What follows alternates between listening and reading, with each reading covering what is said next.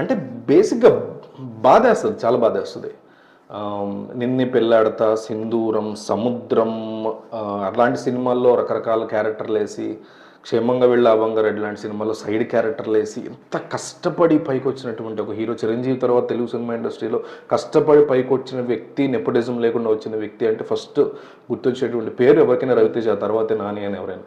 But అట్లాంటి hero ఒక పక్క కిక్ లాంటి, డాన్ సీను లాంటి, దుబాయ్ సీను లాంటి, వెంకీ లాంటి చెప్పే కొద్దీ చాలా సినిమాలు వస్తాయి.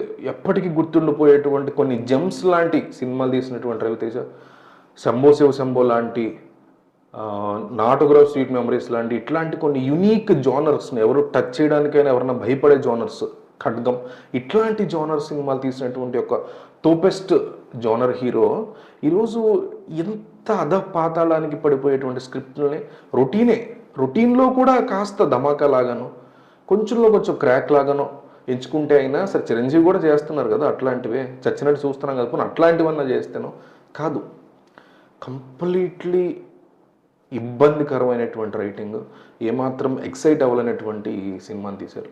నాలుగే నాలుగు చిన్న పాజిటివ్స్. ఒకటి రవితేజ యొక్క మాస్ గ్రేస్, రెండోది బీమ్స్ మ్యూజిక్, మూడోది నవీన్ చంద్ర యాజ్ ఏ విలన్ బాగున్నాడు, బాగా చేశాడు. నాలుగోది అక్కడక్కడ కాస్త కామెడీ వర్కౌట్ అయింది. ఇవి పాజిటివ్స్. మిగతా మీరు ఏది తీసుకున్నా అది నెగిటివ్. రైటింగ్ బాగాలేదు సినిమాది. అసలు ఆ రైటర్, ఈ సినిమాకి తీసినటువంటి డైరెక్టర్ సామాజిక వర్గమనకి, వివాహ భోజనంకి రైటర్గా పనిచేశాడు. ఎంత మంచి ఎక్స్పీరియన్స్, ఎంత బాగుంటాయి రెండు సినిమాలు కామెడీ పరంగా. కనీసం కొంచెం కామెడీ తప్ప అసలు మిగతా ఎక్కడ ఏది వర్కౌట్ అవ్వాలో, అసలు ఎమోషనల్ కనెక్ట్ లేదు సినిమాలో. ఇవన్నీ కూడా నెగిటివ్స్. అసలు శ్రీలీలాని ఎందుకు ఇంత హైప్ చేస్తారు, ఎందుకు ఆ అమ్మాయిని మోస్ట్ ఓవర్ రేటెడ్ యాక్టర్స్ అనమాట. ఇక బేసిక్గా ఆ అమ్మాయిని ఎందుకు తీసుకుంటారో కూడా తెలుసు సినిమాల్లోకి. పిచ్చి పిచ్చి యాక్సెంట్, ఏందో గందరగోళం సినిమా. భయంకరమైనటువంటి మ్యూజిక్ ఇచ్చేసి డ్రమ్ములన్నీ బద్దలు కొట్టేసి తమను చూసి నేర్చుకుంటున్నారేమో. అలా చేస్తే అది మాస్ అని వీళ్ళ ఫీలింగ్. అంటే ఓవర్ ద బోర్డ్ ప్లే చేసేస్తే అది మాస్ ఎలివేషన్ అని వీళ్ళు ఫీల్ అవుతారో ఏంటో అర్థం కాదు.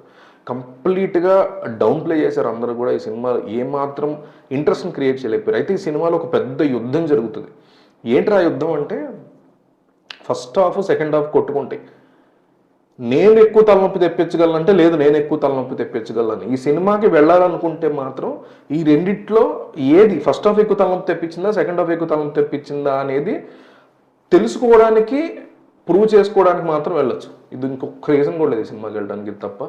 So Raviteja is a wonderful actor, కష్టపడి పైకి వచ్చినటువంటి హీరో. ఇట్లాంటి రోల్స్లో ఆయన చూడలేకపోతున్నాం. ఆ రాజా ది గ్రేట్ తర్వాత కళ్ళకేమైందో తెలియదు ఆ మహానుభావుడికి. దాన్ని కూడా ఆయన ఒకసారి చూసుకోవాలి.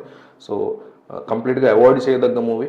కమర్షియల్గా కూడా ఇది ఏమాత్రం వర్కౌట్ అయ్యే మూవీ కాదు నా పర్సనల్ ఒపీనియన్లో. So that's it.